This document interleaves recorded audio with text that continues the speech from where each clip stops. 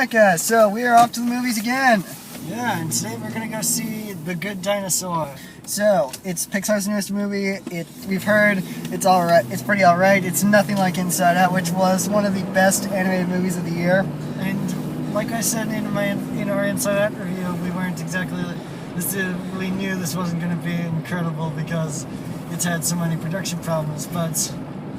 You know, we're gonna go maybe enjoy it. Yeah, maybe.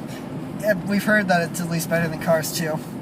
And yeah, I've heard some Cars 2 getting Cars 2 getting tossed around, but you know, we'll see when we get out. So later. All right. Well, that happens. Yeah. So anyway, just as we thought, not as good as Inside Out, but God, was that good? This is like 4 out of 16, Pixar. Stop making us cry, you bastards! Alright. So, why don't we just talk about that, because, well, it's a good story. It's a really fun movie. Anyway, the thing is, I think one of the biggest weaknesses it had was about halfway through, it decided to have a 15-20 minute sequence where it just became a Western. Not that we're complaining because Sam Elliott. But still, it just decided right in the middle, you know what would make this dinosaur movie better? If we turn it into a Western. You can definitely tell there were some production problems in this throughout the movie. By the fact that concept and development had to be credited to Bob Peterson, who was the original director of this project, but he moved on to another project after some difficulties, and Peter Sohns took over. Who also was part of the, 6 people who got story credits in the final cut of the movie before the one person wrote the screenplay. And the kind of off-pace stuff going on could very well be contributed to the fact that the story had to be tweaked and reheated after about halfway through the production. And the cast was changed. And the entire cast had to be changed. And that doesn't necessarily always make a bad movie. I mean, Ratatouille had a similar thing going on, where about halfway through production they brought Brad Bird in, he rewrote the script, and the original main director became his co-director for that movie. But Ratatouille turned out to be one of Pixar's best movies.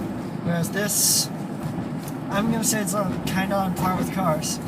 Yeah. Maybe a little better, but I'm going to say it's on par with Cars. Not great, but definitely worth checking out.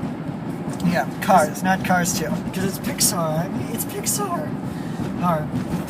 This animation was beautiful, and it just punches you right in the goddamn heart. Every time. Stop making me cry, you bastards! Also, I like the music to this.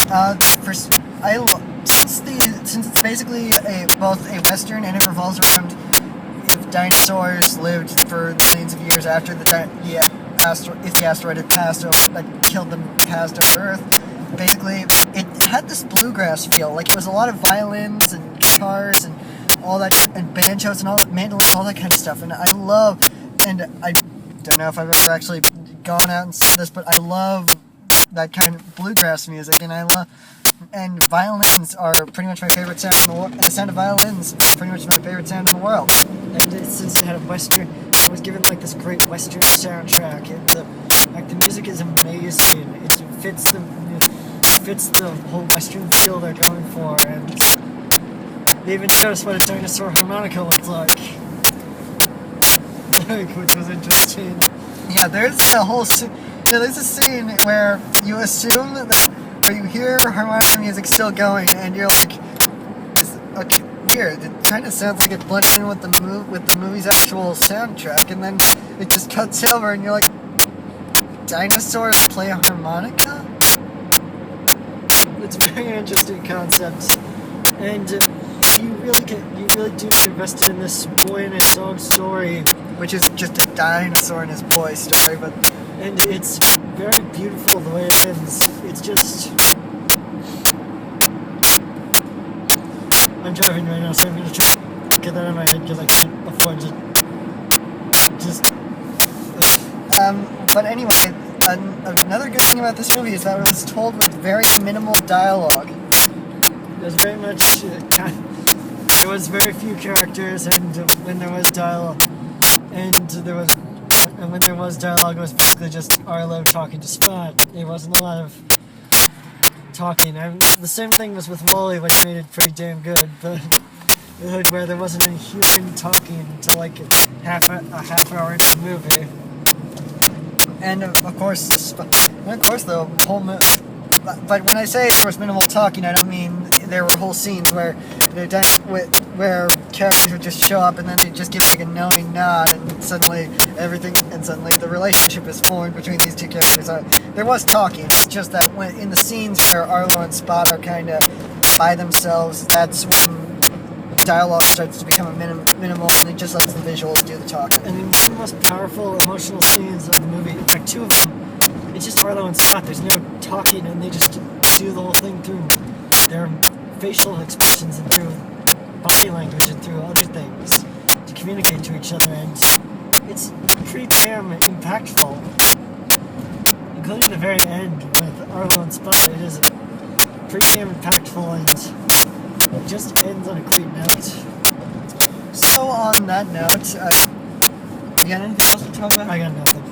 Alright then, I guess this is just going to be a shorter episode, so on that note, like, favorite, subscribe, just do whatever if you're new here, and also leave us in the comments, what did you think of The Good Dinosaur, if you've seen it? No spoilers in the comments, or you're a Nazi, let's see, check out our other channel. I guess that's something we don't really need to talk about in every single video, but, whatever.